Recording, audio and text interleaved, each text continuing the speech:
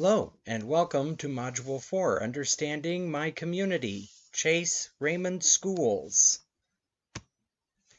The customs and traditions of our schools, we have the typical traditions, fall and spring homecoming, the athletic banquet, alumni functions, Christmas concert with the community Santa involved, a bingo fundraiser held at the elementary school for a local area charity. Raised over $300 this year. A Halloween parade, several holiday events throughout the year, usually classroom parties that participating parents and grandparents can come to. And of course, grandparents' visitation days. We have several of those a year. And several craft and open house events throughout the year so the students can show off what they have been working on in class and perhaps building or other activities. We have welcome back visits where we go out into the community and give them a postcard, say hello before the school year starts, kind of introduce ourselves and encourage them to come back. We do caroling around Christmas to different area old folks' homes, senior centers, and so forth. Of course, the parades, pep rallies, and after-school church has finally gotten started up again. That was a big success, but it's a kind of a hit and miss, apparently.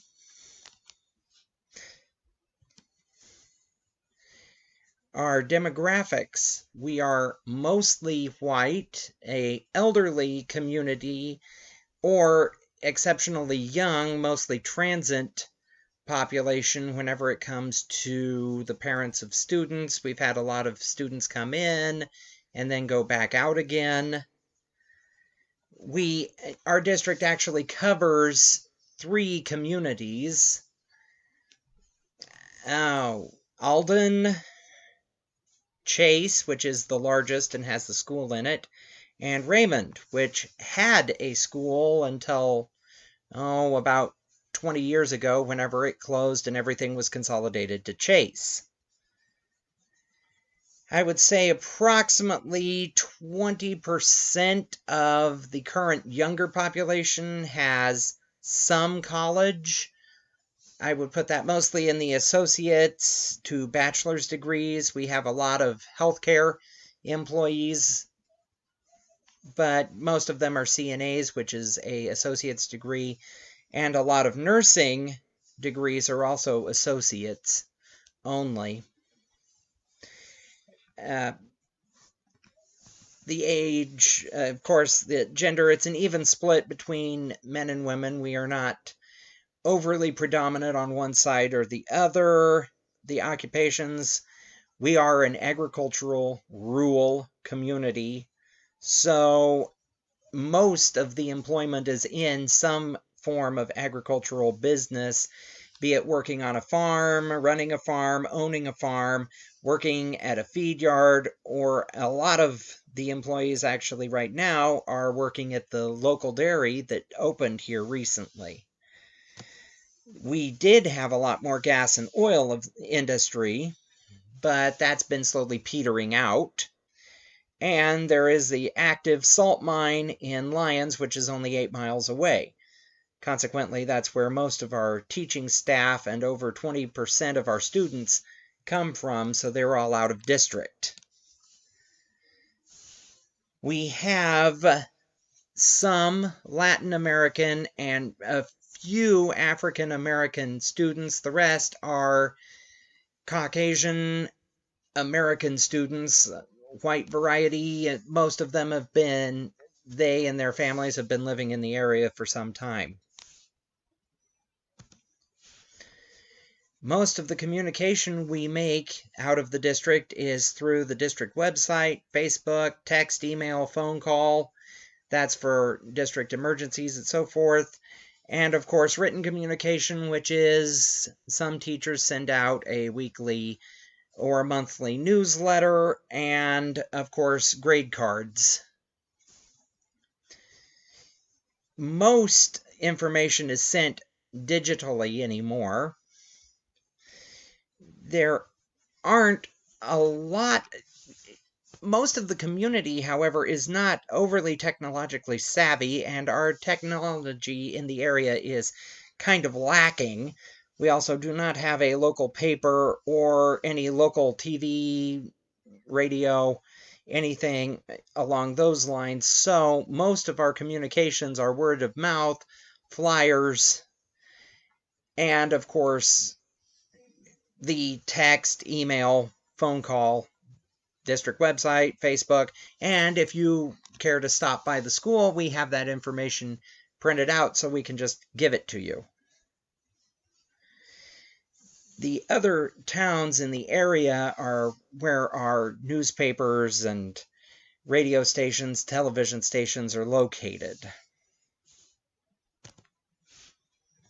Our community groups are mostly built around the school. We have FFA, we just started, Stuco, class groups. I believe we have an honor society, but it's kind of an on-again, off-again group because we have a hard time finding sponsors. And of course, the sports and extracurriculars, and if every student isn't involved, we might not be able to play some of the games or run some of the activities. We have one church in the community, and no real city council that I am aware of. It really works more of a direct democracy town meeting situation. More on that later. There is a city manager, not a mayor.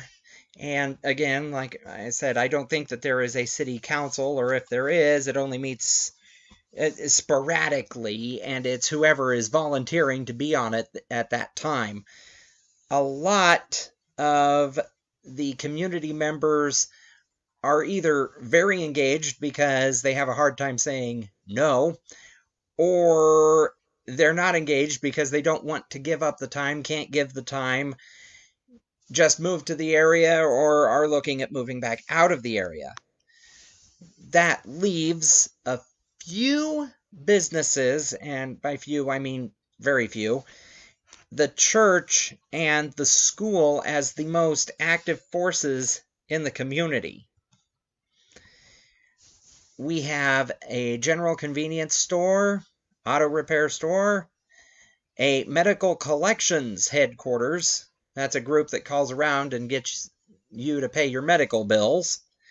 Of course, the co-op, which is not headquartered in our town. A bank, which has 3 locations, one of them in Chase, one of them in Alden, and one of them in Sterling.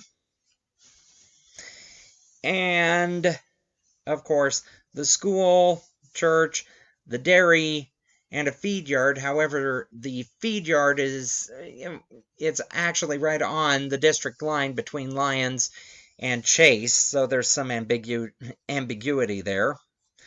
Like I've said before, we lost the oil and gas. We've lost a couple of manufacturing businesses. The railroad is defunct, and there are several abandoned churches. So obviously it had more churches at one time. And here most recently we lost a restaurant, probably due to COVID.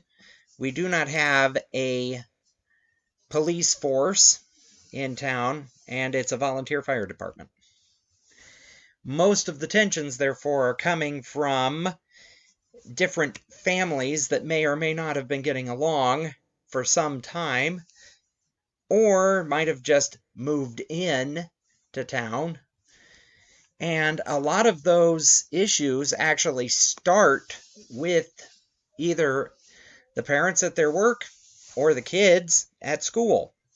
The biggest issues we've run into lately are the mask versus no mask argument, and of course bullying, students picking on each other, mostly picking on the good students.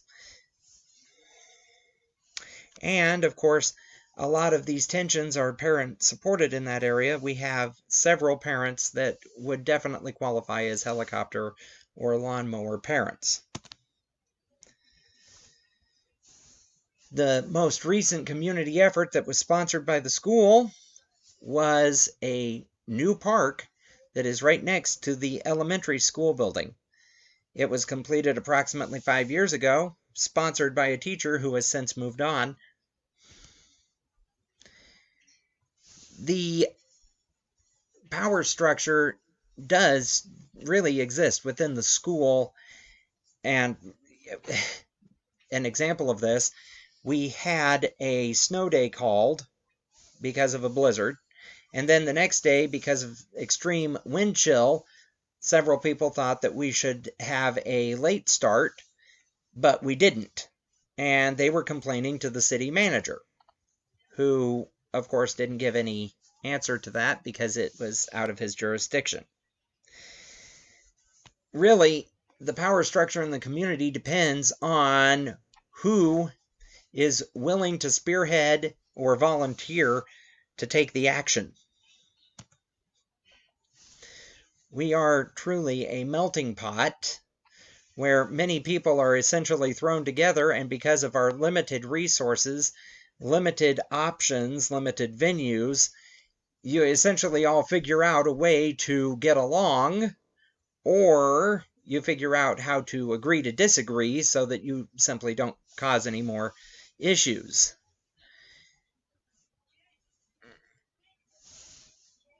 This does lead to high turnover in some cases, I believe. The biggest ways of getting public opinion are Facebook, texts, calls. We do not get a huge amount of response to our surveys. In fact, I think that people in the community are kind of surveyed out. A lot of the reasons we get any feedback at all either have to do with seasonal issues, a game change, a snow day, so forth, or progress, lack of progress of specific students.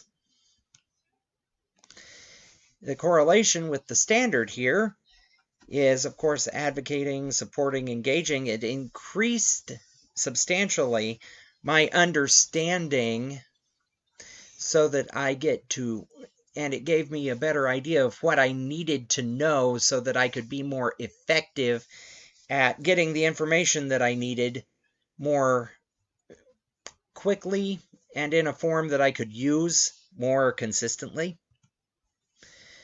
which, of course, leads to the relevance. More information is always good. Knowledge is power. Knowing what to do and why I need to do these things, what needs to be done, why it needs to be done, which leads to the ability to be able to propose, envision, and engage the community, hopefully to help it move forward and to gain a vision for the future, which is necessary for continued survival. So obviously it did improve my understanding and give me a lot more information about where and what to look for, which will improve my ability to network productively and sustainably and meaningfully within the community. So many of these things I wish I would have known whenever I was starting. Oh well.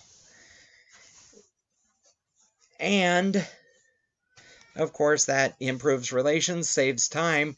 Overall, it will help reduce stress and encourage the longevity of everyone working in the school that is benefiting from it. Thank you for your time.